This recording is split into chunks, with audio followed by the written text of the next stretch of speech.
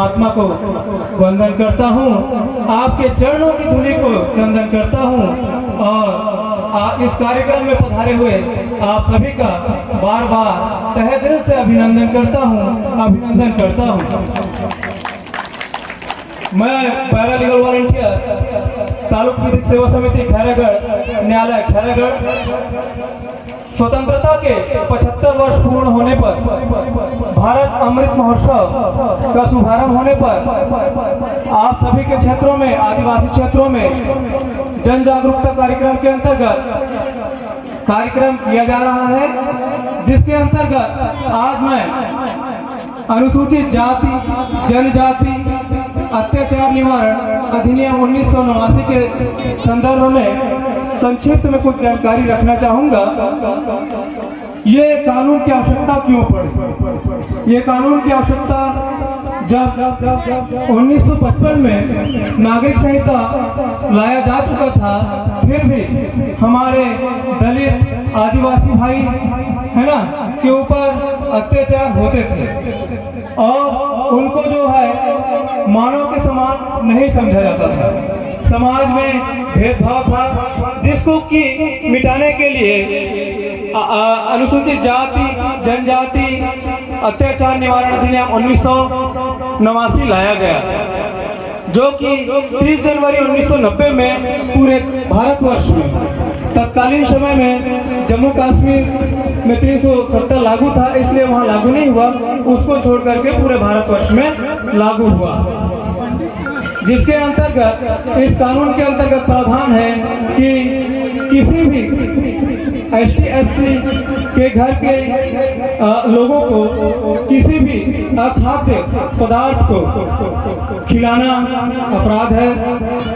उसके घर के सामने किसी भी प्रकार का मलमूत्र पशु का शव फेंक देना ये अपराध की श्रेणी में आता है और साथ ही उसको टोनी प्रताड़ित करना, है ना, इस प्रकार की बहुत सी जो सामाजिक कुरीतियां हैं उसको अपराध की श्रेणी में लाया जाता है। यदि किसी भी अनुसूचित जाति जनजाति भाई बहनों के साथ यदि किसी भी प्रकार का समाज में दुर्व्यवहार किया जाता है, उसको यदि शिकायत किया जाता है तो 6 माह से लेकर के 5 वर्ष तक की सजा का प्रावधान है और साथ ही यदि शिकायत किया जाता है तो 6 माह से लेकर के 5 वर्ष तक की सजा का प्रावधान है और साथ ही आर्थिक दंड से भी दंडित करने का प्रावधान है। जिसकी शिकायत आप कहां कर सकते हैं?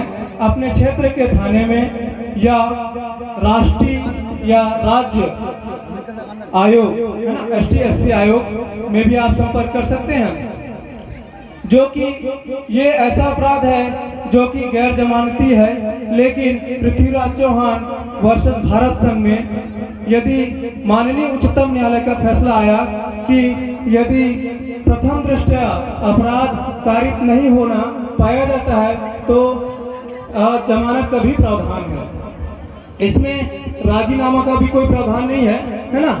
इस प्रकार से एक कानून है। साथ ही मैं थोड़ा सा तालुक विधिक सेवा समिति खैरागढ़ में संचालित योजनाओं के बारे में थोड़ा सा संक्षिप्त जानकारी लूंगा, है ना।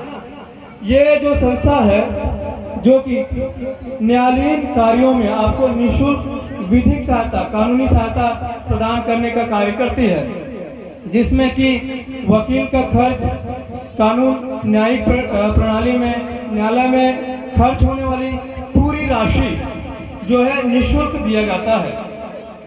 ये इसके लिए पात्र कौन कौन है? इसके लिए पात्र हैं महिला एवं बच्चे, अनुसूचित जाति जनजाति के सदस्य, है ना, दिव्यांग व्यक्ति, मानसिक रोगी, आपदा जनित में बाढ़, सूखा, इस प्रकार से कोई भी आपदा अगर आता है तो वो किसी भी प्रकार से निःशुल्क सहायता अगर चाहते हैं तो हमारे तालुक विधिक सेवा समिति खैरागढ़ में व्यवहार न्यायालय में संपर्क कर सकते हैं। और बच गए कौन? OBC और अनरिजर्व कैटेगरी के पुरुष, है ना, तो उनको यदि 1 लाख से नीचे का आय है तो उनको भी निःशुल्क कानूनी सहायता प्रदान की जाती है। और यदि उच्च न्यायालय हाईकोर्ट बिलासपुर में अपील करना हो उसके लिए भी निःशुल्क सहायता दी जाती है। और तत्पश्चात आपको यदि उच्चतम न्यायालय सुप्रीम कोर्ट में भी यदि करना है तो वो भी सुविधाएं आपको प्रदान की जाती है। ये जानकारी आप सबके साथ साझा करना था। आप सभी ने मेरी बातों को इतने प्रेम से सुना, उसके लिए तहे दिल से आप सभी का तहे दिल से शुक्रिया करता हूं। और मैं आशा करता हूं कि आप सभी इस जानकारी से लाभान्वित होंगे। इसी आशा और विश्वास के साथ आप सभी का धन्यवाद करता हूं। धन्यवाद।